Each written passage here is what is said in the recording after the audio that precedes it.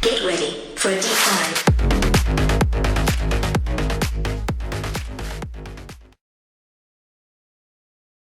Hello and welcome.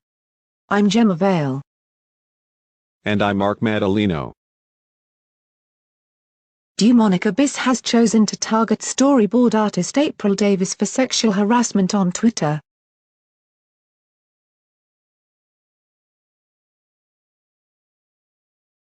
The artist is most well known for her work on the SpongeBob SquarePants TV show.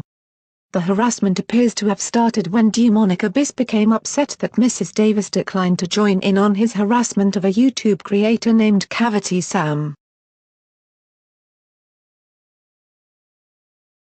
As Mrs. Davis pointed out, much of the controversy surrounding Cavity Sam and her boyfriend has been so dramatized by Dewmonic Abyss and his followers that it is hard to take the allegations seriously.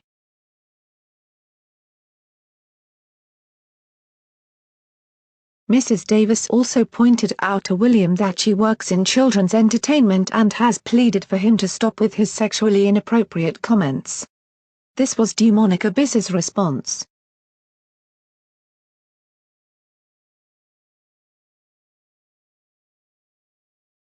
On Thursday, Life with Arron spoke about the unmarked graves of hundreds of Indigenous children being discovered in Canada.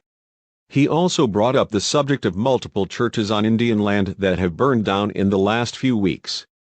Mr. Baxter goes on to blame the fires on Indigenous people themselves acting in retaliation, even though authorities have yet to uncover a motive for the fires. However, students of history will note that Christian settlers often built their churches on top of the ashes of burned-down villages and destroyed sacred sites of the Indigenous people they colonized. The schools the churches built where the graves have been found were designed to strip children of their culture and further the genocide of Indigenous peoples. U.S. Secretary of the Interior Deb Haaland has recently announced an initiative to probe federal boarding schools for unmarked graves to which Native American children were forced to attend for over 150 years. In his video, Mr. Baxter also seems to equate the outrage against the mass graves at church schools with discrimination against Christians in Canada. Specifically, the arrests of Christians for exercising freedom of speech. While Canada does have strong laws against hate speech, we could find no evidence of pastors being arrested for what they say, as he alleges. However, we did discover a number of Canadian pastors and churches being prosecuted for insisting on holding large maskless events during the COVID-19 pandemic.